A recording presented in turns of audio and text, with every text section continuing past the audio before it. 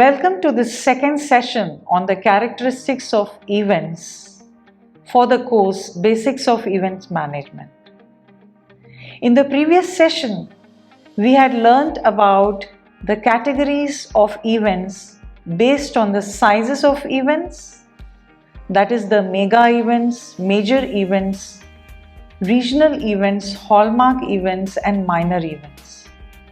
We also learnt about the key services which the event industry provides globally today.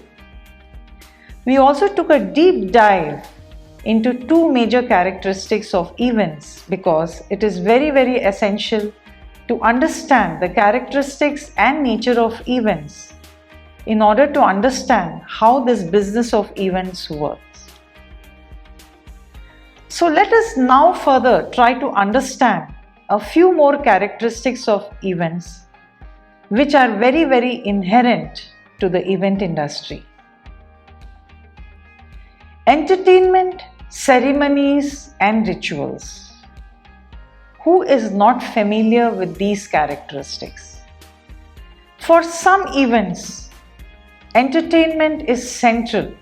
We all know that entertainment is the essence of most events. This is the driving factor for the demand being placed for events today. For some events, definitely entertainment is central.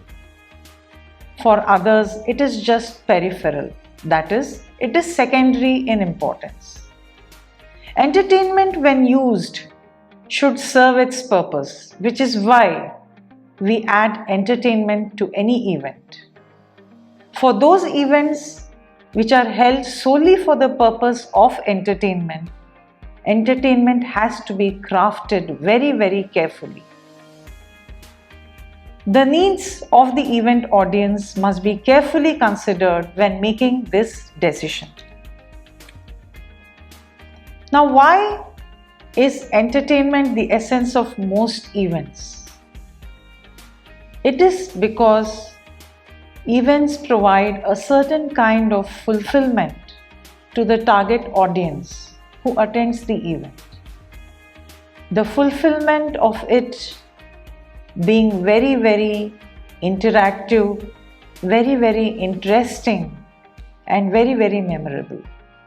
While the sole purpose of some events is only entertainment, such as festivals, carnivals and music concerts, entertainment is used as a strategy to create momentum and enhance the beauty of events like fairs, weddings and charity shows.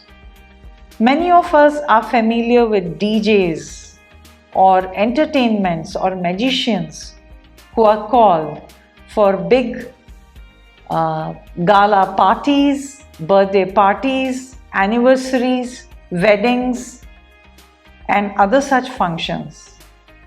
Many a times in charity shows and fundraisers as well. We see such events, such entertainment activities being held like games, magic shows, songs, dance and other such performances. Well, some forms of entertainment go well with diverse events. Like for instance, a theme or a fancy dress code can be considered for an anniversary or a wedding party or a business event as well. So some forms of entertainment like themes or fancy dress codes can commonly gel well with all kinds of such events, managed events, that is wedding parties, anniversaries or business events. Now, ceremonies. Ceremonies are a major characteristic that makes events special. In past, you must have observed that historical events, rituals and ceremonies always played an important part. Even if you look at the Olympics or the Commonwealth Games, you see that the starting of the games, the commencement of these games, which are larger than life mega events, are marked by ceremonies. Even while the events end after a month-long or a week-long spell of events, you see that the ending part of such events is marked by closing ceremonies. Ceremonies which we see today are reinvented versions of old traditions.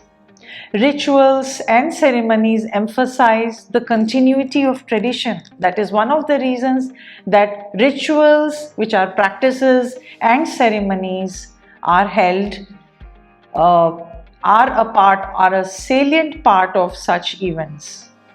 On January 26th every year, India's Republic Day celebrations are celebrated with ceremonies marked by traditional openings and processions.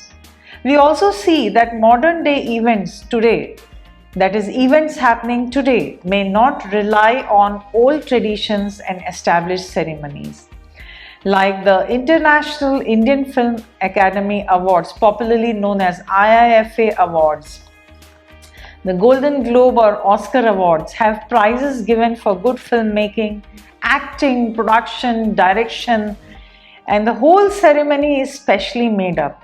So it is not necessary that many event companies, many production companies, they use traditional ceremonies or rituals in their events.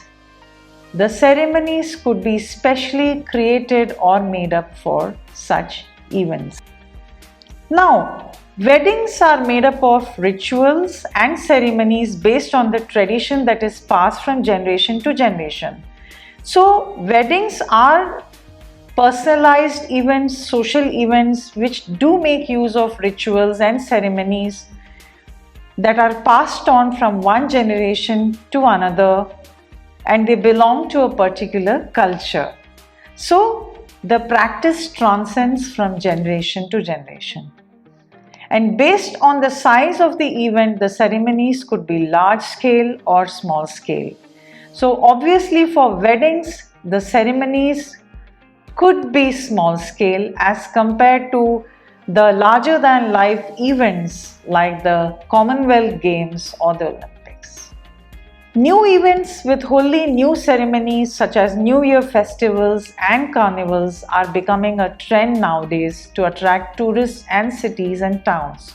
So we need to understand here that in an event, ceremonies and rituals are particularly used to draw tourists in cities and towns, and these ceremonies and rituals often become a very significant aspect of such events, and it also lends popularity to such events.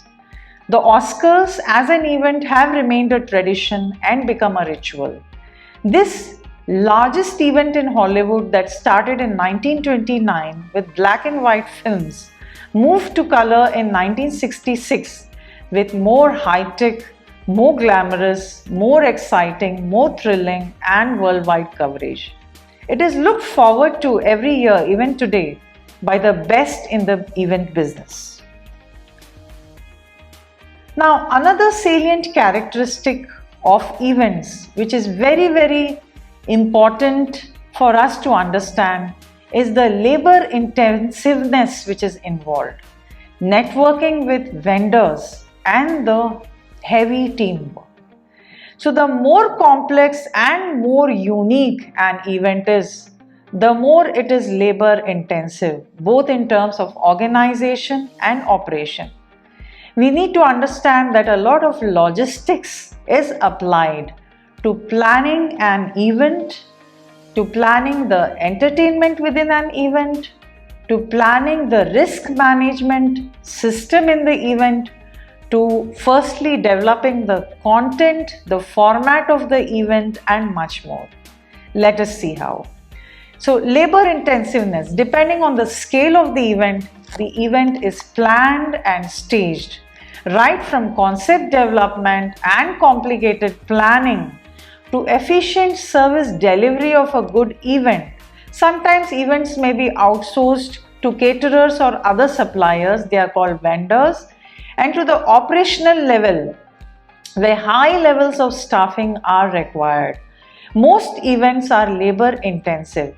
In fact, there is no such event which is not labor intensive.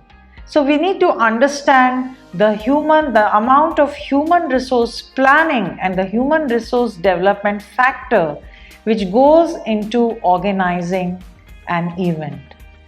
For this, skills are highly essential. So the kind of labor which is involves a lot of skills. So any particular kind of event might be requiring a different kind of skill. The kind of skill required for a laser show might be different than the kind of skill which is required to conduct an arts event. So these are the kinds of skills which are very, very important based on the labor that is employed and used for a particular event. Nevertheless, every event, like I said, is labor intensive, which is very, very necessary for the successful outcome or the desired outcome of a particular event. The event manager is supported by a team that sometimes grows enormously as the event draws closer. So a planning team of 10 members that works together for a year might suddenly grow into a team of 200 members during that short period of the event. So this phenomenon is described as pulsing organization by A. Toffler. Yeah, networking with vendors, of course, or supply chain, another key characteristic. We need to understand that a very, very significant strength, a very key strength of the event industry today is the ability to get things done because of its strong vendor support. Obviously, vendor support means you take support from outside, you take support from small players, small providers, service providers for electricity, for tent, for catering, and so on. So this is very, very inherent of any event. Naturally, one person, the event organizer, cannot do all these things. Hence, networking with vendors is a major characteristic, a key characteristic of event management. Event management companies are the essential link between the client and the vendor. The client is the customer for whom you're organizing the event, and the vendor is the service provider here.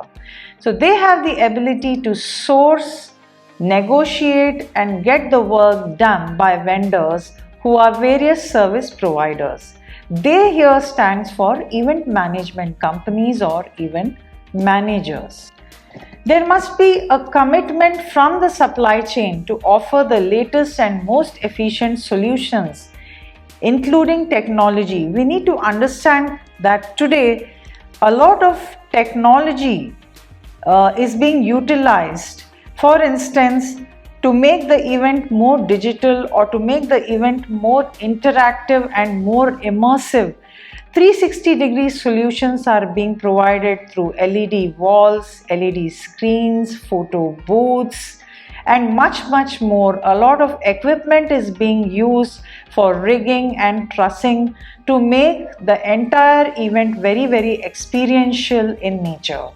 So, most of the supply chain today is catering to efficient solutions, including technology.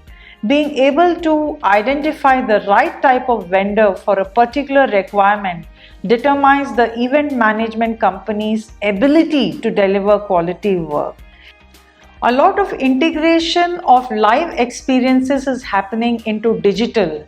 This is being promoted for intellectual properties to grow. So the future trends in the event industry is going to be seeing this. This might involve a lot of technology because brand promoters are looking at technology in a big way to promote their brands in such a way. Being able to identify this kind of support, vendor support for technology will really play a big role for the event management company for it to deliver quality work. We also need to understand the role of teamwork. Teamwork is a very, very strong characteristic of any event. The staff working at most events have limited opportunity for training. Hence, job breakdowns and task sheets become essential aspects of planning. A high level of communication between the team members is required. So when we prepare task sheets or job work breakdown structure, like every event mostly is managed like a project. So when we design the the job breakdowns, we use a work breakdown structure, or we use other tools for event planning like Gantt charts, run sheets, checklists, and so on. We also use a lot of maps, flow diagrams, and models for this. So these become essential aspects of planning, and there has to be a great deal of communication which is set during these planning stages by these communication tools or planning tools of work breakdown. So whether while repeating a well-known formula or operating within a common operating framework such as a conference, it is very, very important to ensure that a high level of communication is there between the team members.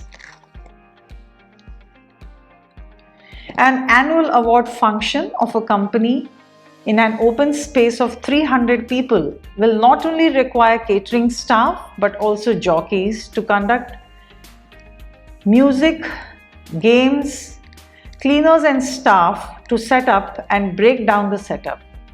Hence, team structure is crucial to successful event management. So like I said earlier, the kind of staff, the kind of labor which is employed for a particular event is very, very essential to be focused upon. So the staffing needs, both skilled and unskilled, are also likely to peak at certain times. For instance, before the performances start, we need a lot of highly skilled staff for that particular purpose at that point of time. So the frenzy builds up for that particular event at that point of time, and that is when the right staffing with the relevant skills plays a major role. An event manager will have to forecast the staffing needs directly as required for the running of the event. Functional level responsibilities need to be addressed within the team for a specific event. So when we talk about staffing needs and functional level responsibilities, we need to understand that the requirement for one particular event might be different from the requirement of another event. For example, if we look at a major athletic event, we need to understand that the kind of requirements that go into an athletic event will be like arrangement for judges, arrangement for participants to sit, arrangement for prizes, and so on, and also to run around the stadium and ensure that a lot of arrangements are made for all the equipments and other requirements of the sports event. But if you compare it with a wedding event, you need to understand that a gala wedding event would require a lot of jockeys, a lot of caterers, and a lot of movement in terms of logistics from one place to another. So logistics, though, would be applied for movement within a stadium, would be different than the logistics which will be applied for movement within a wedding venue. So these are the kinds of requirements and functional level responsibilities which need to be addressed within a specific event. So this kind of increases the requirement of skills for a particular event and their training, as well as the number of staff members who would increase for a particular time when the event peaks. So all these requirements need to be appropriately looked into and ensured while planning the staff requirements in an event. Besides this, a lot of requirements are there in terms of making arrangements for transport, parking, permissions from the local officials, civic authorities, and the police. So when we need to look after their needs, we also need to look after the right staffing requirements to address these needs. These are the different kinds of functional level responsibilities which need to be addressed during teamwork. Also, there has to be a lot of coordination between all the members of a team so that the communication lines on site and off site are managed and kept in place. This is very, very relevant as a major characteristic of teamwork in event management. So this brings us to the end of the second session on characteristics of events. So far we have learned these characteristics. Events are a platform for interaction and networking. They are unique and perishable. They are entertainment, ceremonies, and ritual specific for some events. There is labor intensiveness, networking with vendors, and teamwork, which are the inherent characteristics of any event. So, let us get down with our work to study about these characteristics. Do a recap of these characteristics in your minds. Identify the above characteristics in the events you have attended or managed. Make note of these characteristics and also tally them with the characteristics that you have learned. You might even come up with some newer characteristics. Go ahead, note them down, and take them away for your future learning in event management. Thank you.